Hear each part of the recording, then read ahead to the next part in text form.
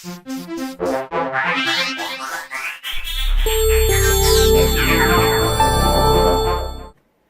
there, it's Donna from Heart of the Matter Professional Organizing, and I have a very nice friend of mine sitting here at the table with me. Hi, Lauren. Hi. Thanks for being part of this today. Thanks for letting me do this. No problem. So for those of you who listened in or read my Mother of the Bride blogs for a couple of installments there after Haley's wedding, you might remember that Haley's maid of honor was Lauren. Saw her in some of those photos.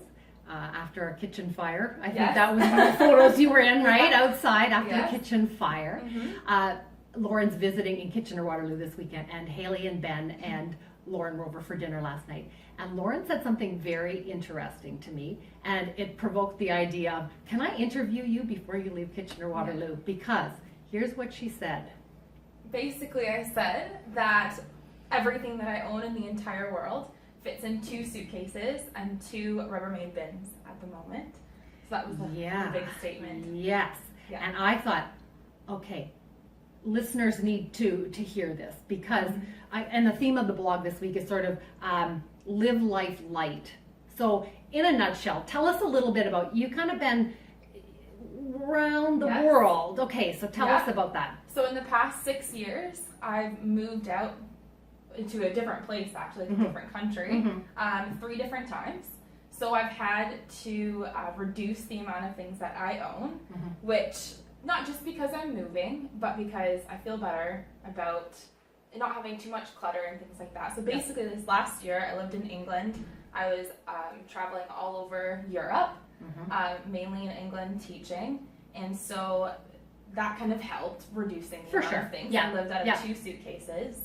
And I didn't have to buy that much stuff. And then when I came back, I decided to make the big move to BC. And so then I had to go through all of the bins that I left behind, which was a lot of stuff. And stored where? At grandparents or something? Yes, was grandparents' house and the previous house I was in. So what made it easier, though, was everything was already in bins. Right, so sorting was easier. Yeah. But I went from, I think, 5 Rubbermaid bins, 2 suitcases, and 6 IKEA bags, 2 Rubbermaids, 2 suitcases. Wow. And so what did you do to disperse some of that? So to organize it. What I did was the 2 suitcases that I had brought over, I knew I needed. So I put that in another room. I took 1 bin at a time, went through it all, and basically sorted it into, I know I'm going to keep this, maybe I'll keep it. That was sort of the one pile, right? And the other pile was, I'm going to sell. And of course, a trash pile as well. Because some people don't want to buy my own stuff. So I went through all of that, and it was much easier than I thought it was going to be to do the initial organizing. I guess you had been separated from some of that for a year. And to be honest, you forget about the stuff that you own. Absolutely. And if you forget about it, it probably means you don't care too much about it. That's brilliant. And that's kind of what I keep telling myself that. So once I sorted through all of that stuff, then I sat down with my mother, and having a second opinion always helps. So my mother and I went through that pile that I said I was going to keep, and we reduced that to about half. Wow. Because when you have someone else kind of talking you through those decisions, you start to realize, maybe I don't need that book. Asking those maybe questions. I don't need those DVDs. Right. Exactly. So it was easier. And you did a garage sale too. I did a yard sale, so I felt a little bit better about the things that I was giving away, because I could make a little bit of cash and help buy some new things for my new place.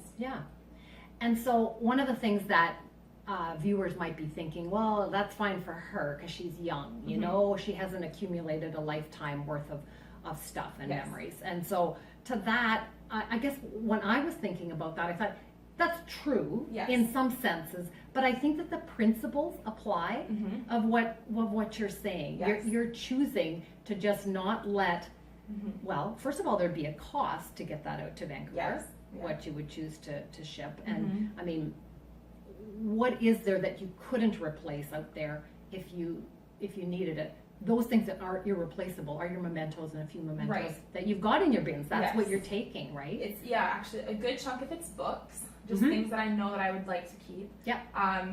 But to be honest, when I keep mementos, if it's not going to be out in the house that I'm living in, if it's just going to be sitting in storage, I don't usually allow myself to keep it. Because then I only see it once a year.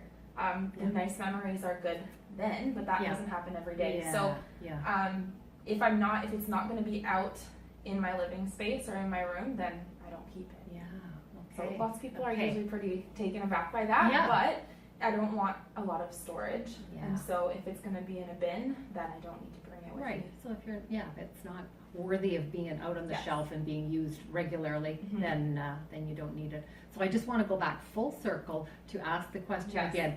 You said you feel good about this. I feel really good about it. You feel light. You yeah, feel extremely light. I feel like it helps.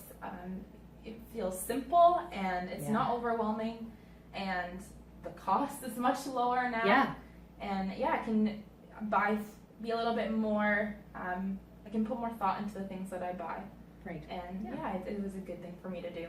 Good, Mhm. good. Well, thanks for sharing that. Well, I hope thank you for that's letting me. an encouragement to people. Yeah, Lauren her story is different than yours, maybe, but the principles do apply. Life is simpler when you have less stuff. Yes, Yeah. definitely. Good, thanks. Well, thank you. Okay.